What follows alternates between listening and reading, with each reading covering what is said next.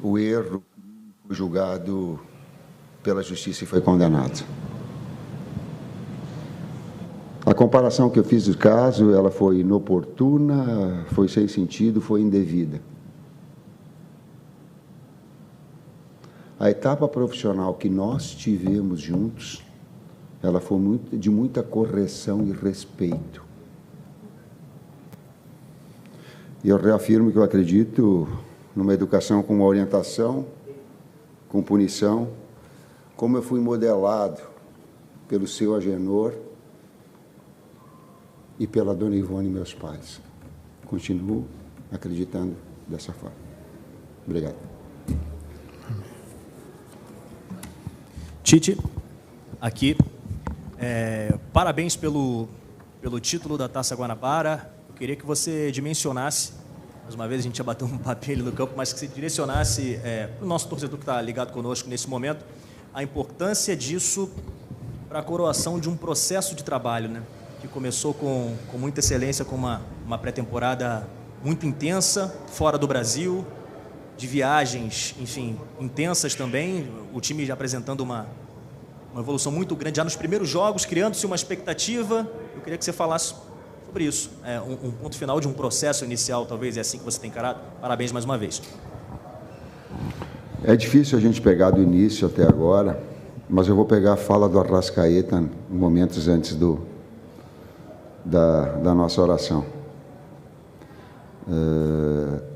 O troféu ali na frente, ele disse assim, foi muito merecedor. Se não com essas palavras, foi merecido todo o nosso trabalho em função do título conquistado. Agora, é também ter essa alegria e que essa alegria seja energia para que a gente volte para o trabalho para ser melhor do que nós já estávamos. O Arrascaeta fala pouco, mas quando ele fala com muito conteúdo. É a mesma ideia que eu tenho. E acrescentando, também ele ressaltou a participação do Gerson, né, nessa conquista. Infelizmente não esteve conosco hoje, mas tem um papel direto em tudo isso que a gente vem construindo, né? E a gente está orando bastante aí para que no tempo de Deus ele possa voltar restabelecido e nos ajudar também. Tite, César, aqui na tua esquerda, Gustavo Henrique. Ô Tite, se a gente for olhar tecnicamente, é a menor das conquistas em termos simbólicos de taça que o Flamengo poderia ter. Porém, no ano passado foram 7 taças disputadas e nenhuma conquistada. Você, enquanto técnico, enquanto professor, um homem que entende da mente do ser humano e principalmente dos jogadores, qual é o valor simbólico e psicológico que essa conquista tem para um começo de trabalho num ano que parece ser tão promissor? É muito difícil responder isso, dimensionar esses aspectos todos. O que eu posso te dizer, e o César vai me ajudar na frente, é a satisfação que a gente tem do trabalho, do desenvolvimento do trabalho todo. Sabe, quando a gente olha, e eu colocava antes desse jogo especificamente, a gente não quer só ser campeão, a gente quer ser campeão tendo um grande futebol, sendo melhor que o adversário, aliás, sendo a equipe mais disciplinada do campeonato. É a equipe mais disciplinada do campeonato, talvez com exceção de um cartão vermelho do Thiaguinho, no jogo contra o Nova Iguaçu, mas se pegar os cartões amarelos, todos, a equipe mais disciplinada. Então, para ganhar, não precisa apelar, precisa ser melhor. Talvez essa também mensagem a equipe passou. Interessante a resposta do Tite. Eu entendo também que maturidade e crescimento é você... Estou dizendo do meu caso, né? Eu não consigo fazer nada aquém do meu melhor. Então, independente daquilo que a gente esteja disputando, para mim é o meu 100%. Eu entendo a pergunta perfeitamente, porém, sim, a grandeza do Flamengo requer com que a cada dia que a gente saia de casa, a gente saia para fazer o nosso melhor. E é assim que a gente vem construindo essa estrutura, né, técnica e tática, e principalmente essa relação humana. Os atletas assim, têm entendido bem que para que a gente possa produzir, a gente tem que abnegar de algumas coisas, abrir mão, não dá para ter tudo ao mesmo tempo. E acho que essa conquista significa muito isso, né? Vamos precisar de todos e todos têm que estar preparados. Boa noite, Tite. Boa noite, César. Aqui Sidão Marinho da Litoral News. Parabéns pela primeira taça com o Flamengo. Se vocês pudessem definir essa conquista em uma frase, uma palavra, qual seria o significado dessa conquista inicial com o Flamengo? E uma outra, se me permite, o Landim e o Braz falaram agora no gramado sobre o mercado de transferências, né? O Braz estava bem irritado com a questão do Campeonato Brasileiro não ser paralisado e disse que o Flamengo vai continuar no mercado. Fechou 3 contratações, o Léo Ortiz está chegando e ele disse que vai buscar mais contratações. Foi um pedido da comissão técnica, foi uma conversa que vocês tiveram, porque durante a Copa América o Flamengo com certeza vai ficar sem muitos jogadores titulares. Se a gente olha para o meio de campo, perde todos, a lateral esquerda pode perder os 2. E o Landim chegou a dizer sobre a transferência no mercado brasileiro, né? Tem uma janelazinha depois, que fecha o dia 7, você pode trocar jogadores dentro do futebol brasileiro. Queria saber disso vocês também. Obrigado e parabéns. Esse assunto é um assunto mais diretivo, né? Ele é de uma alçada que está acima de nós. A minha alçada é a alçada abaixo deles, né? Mais uma relação de conjunto, atleta e um círculo aí de trabalho. A primeira parte da pergunta essa eu não tenho, mas o Luiz talvez possa responder numa situação melhor, para ti com mais conteúdo. A primeira parte foi da pergunta. Uma frase. Eu não sei, equipe e solidariedade. Sabe por quê? Porque eu ia colocar o Matheus para jogar, o Matheus goleiro. E eu chamei e falei, Matheus, te prepara que eu vou te botar no jogo. Sabe por que eu ia botar o Matheus? Porque o Matheus teve a grandeza de não viajar conosco, abrir mão para ficar aqui nos 2 jogos, nos 2 jogos difíceis, sem ter uma equipe base, a equipe sub-20 está trabalhando, e ele coloca, professor, quero participar. Deixar de estar longe do técnico para não o conhecê-lo, porque o ano passado tinha 3 goleiros, agora só tinham 2. Dele não participar dos jogos preparativos contra o Orlando e contra Filadélfia, não se apresentar para o técnico, não fazer a pré-temporada e ficar aqui, ele e o Heller trabalhando. Eu digo, esse cara merece, pela grandeza, ele merece. Eu falei para ele, digo, te prepara que eu vou te colocar no jogo. Tem a grande chance de colocar no jogo. Chegou em determinado momento, ele se aproximou de mim e disse assim, professor, não precisa me colocar. O Rossi está muito perto de bater o recorde histórico do Flamengo. Não precisa me colocar.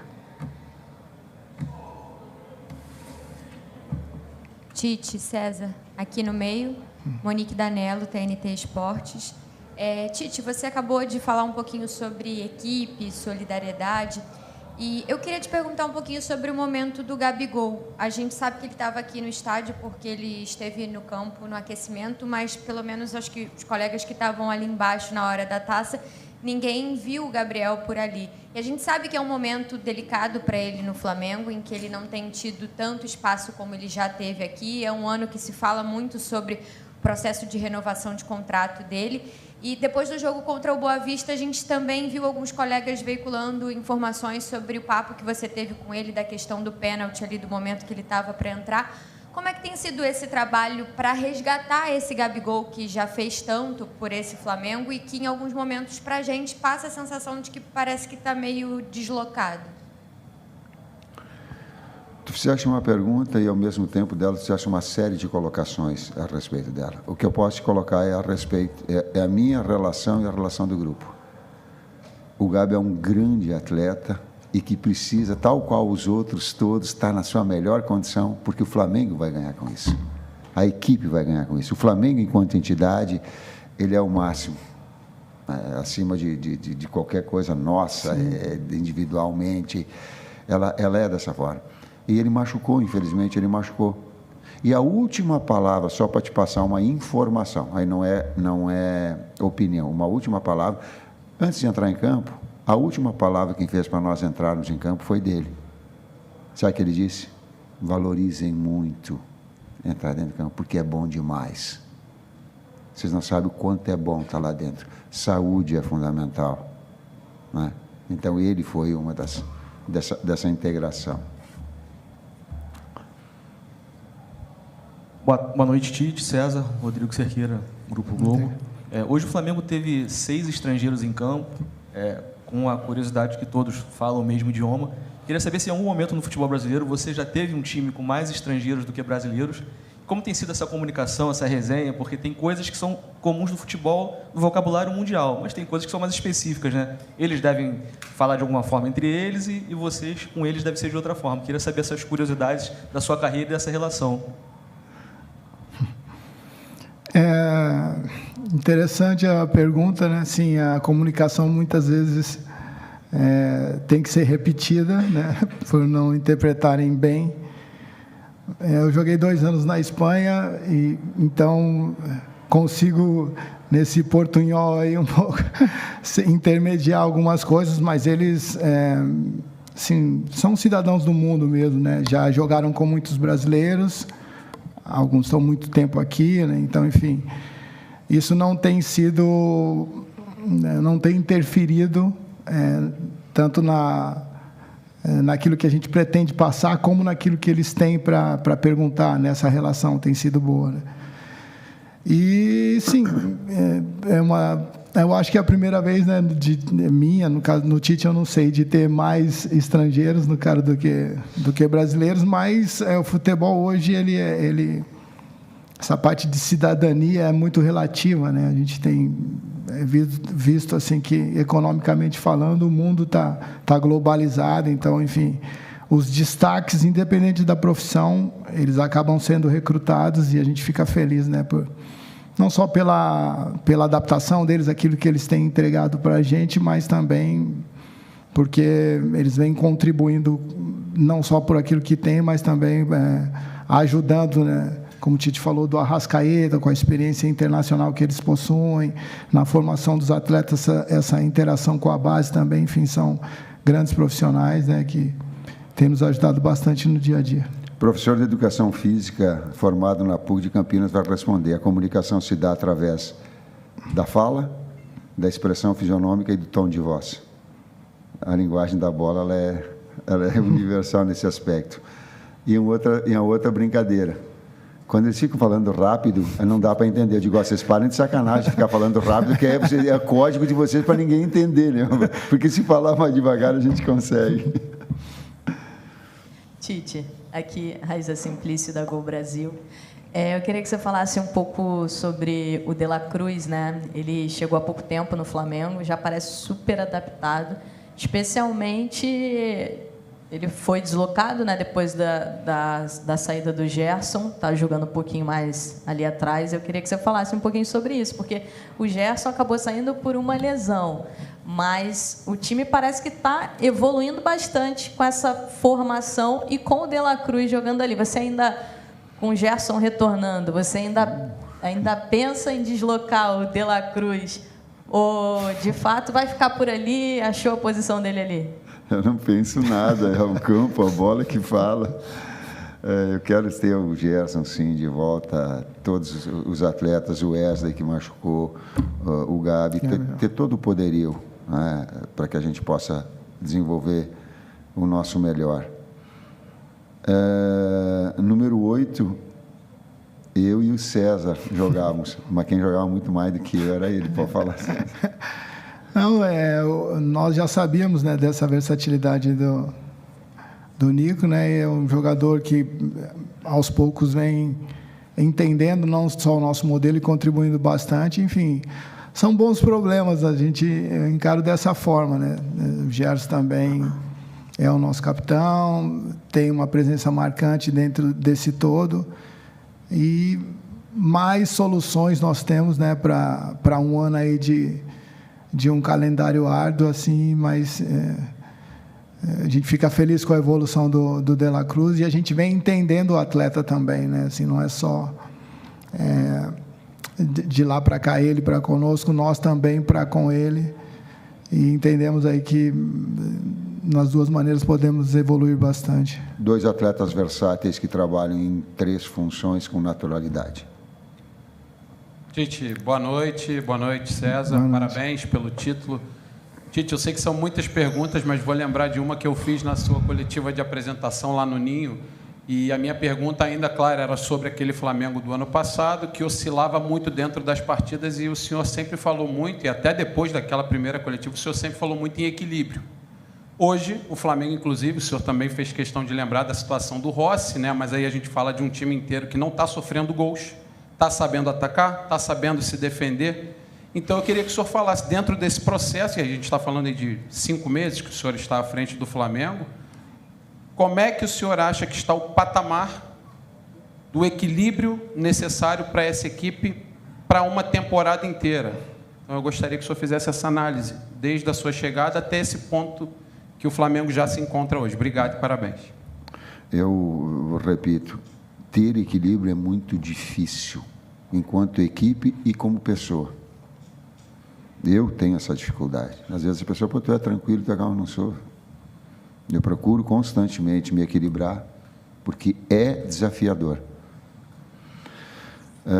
Ter uma equipe também que entenda dessa forma e que a metodologia do trabalho ela se desenvolva, também é os atletas entenderem que daqui a pouco, se tu faz uma marcação alta, tu vai dar espaço para o adversário nas costas da sua linha defensiva, mas algum risco tu vai correr. Mas na medida que tu consegue também pressionar, tu fica mais tempo com a bola, tu cria mais oportunidades, tu desgasta o adversário. Mas se em algum momento o adversário, de novo, equilíbrio, conseguir furar esse primeiro, vem em bloco médio. Saiba jogar em bloco médio. No terceiro estágio, ele conseguiu te empurrar para trás, tem que saber jogar em contra-ataque. Uma vez o Ancelotti fez essa resposta e disse assim, vocês estão falando que joga em contra-ataque. É muito difícil jogar em contra-ataque. É também desafiador. Procurar esse ponto de equilíbrio vai ser constantemente, com as palavras do Arrascaeta, dizendo assim, procurar evoluir. Esse estágio vai ter que ir para o melhor. Para o melhor. Para o melhor. Fez 3 gols, daqui a pouco a exigência mais. É uma equipe que tem feito muitos gols. Equilíbrio, de novo. Boa noite, professor Tite, César, Bruno Castanha, parabéns pelo título, pelo trabalho. Hoje você conseguiu, dentro do jogo, fazer algumas mudanças sem mexer na estrutura, tendo o Vitor Hugo aberto e o Matheus Gonçalves por dentro. A gente que acompanha a base acostumou a ver os dois ao contrário, né? O Matheus Gonçalves jogando por fora e o Vitor Hugo jogando centralizado. E o Bruno Henrique, acho que é a primeira vez que você usa o Bruno Henrique jogando como um centroavante nessa oportunidade. Queria que você falasse um pouquinho sobre isso. E acho que agora já pode falar sobre o Léo Ortiz, o jogador que você já convocou quando estava na seleção e que finalmente, depois de uma negociação tão difícil, né, chegando agora para reforçar o Flamengo. Obrigado. Às vezes o campo mostra certas coisas para a gente. O Vitor, pelo lado, ele tem uma capacidade, uma força impressionante. O lance pessoal, a condução, é impressionante, de uma recomposição no setor impressionante. O Matheus é um jogador de muita qualidade técnica, de muito refino, móvel. Porém, ele é de lado para dentro e o outro foi originário do centro. Porém, nos nossos treinamentos, eles têm entrado nos jogos da situação diferente, como aconteceu o Vitor pelo lado, o Matheus adaptando em treinamento também dessa situação, mas também sabendo que é do lado para dentro. E nós colocamos assim, deu uns 10, 15 minutos, eu falei para o Kleber, digo, olha, Kleber, lá, o que aconteceu? Eles trocaram. Eles trocaram um pouquinho, porque o Matheus se sente um pouquinho melhor fora, e o Vitor das duas formas. O Vitor consegue fazer as duas formas de atuação, as duas funções. Eu vejo importante, são jogadores ainda em formação e terem essa experiência, né, em 2 setores.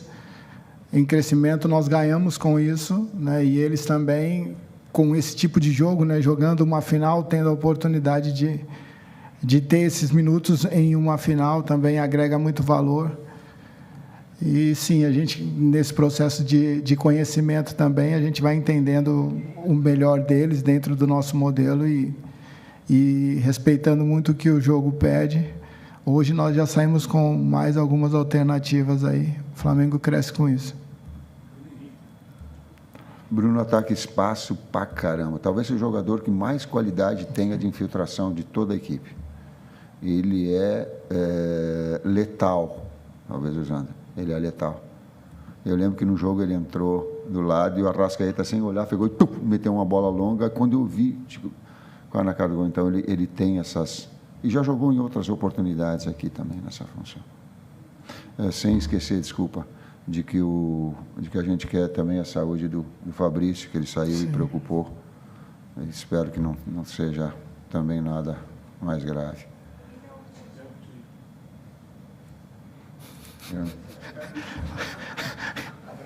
Fora. A hierarquia é eles que falam. Né? Isso. O Braz falou que só falta assinar. Eu falo que só falta assinar. O Rodolfo falou. Avalie o jogador, só que você acha que Vamos esperar assinar. Falta assinar. Vamos esperar. Esperar. Foram mais direto. Falaram que os 3 jogadores que você pediu foram os 3 que ele contratou. Já está com isso foi o Marcos Braz. Tem mais algum jogador que você pediu? É consenso. É aquilo que o Flamengo entenda o mais importante. Eu entendi o que o Marcos colocou, mas foi uma situação consensual daquilo que possa ter de qualidade. Eu sei da minha hierarquia, já tenho uma experiência. O clube não tem que estar à mercê do técnico e nem eu tenho essa pretensão. A gente coloca nomes, agora tem todo um departamento específico, né, de análise, de que passa por uma série de...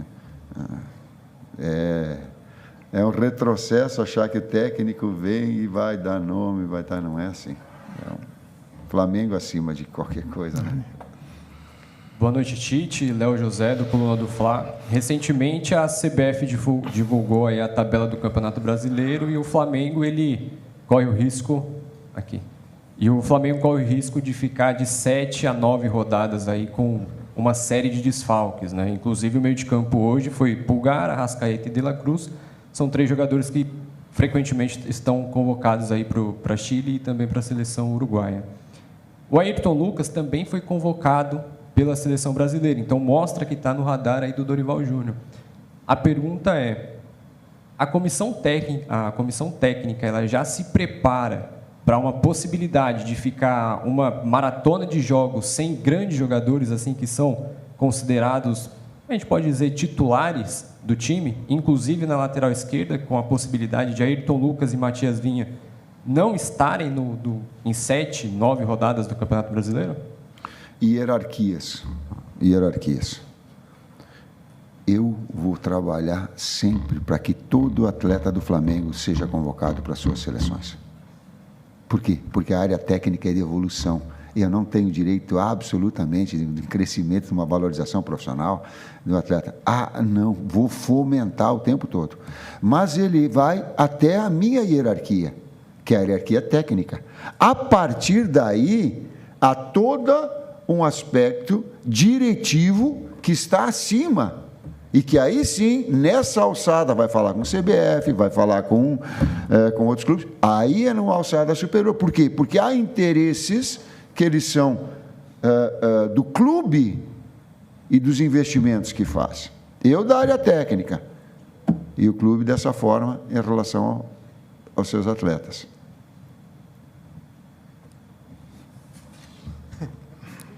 Tite, César, boa noite. Aqui atrás, Gabriel Orfa, canal Paparazzo Rubro Negro. Antes de tudo, parabéns pelo título, pela grande campanha.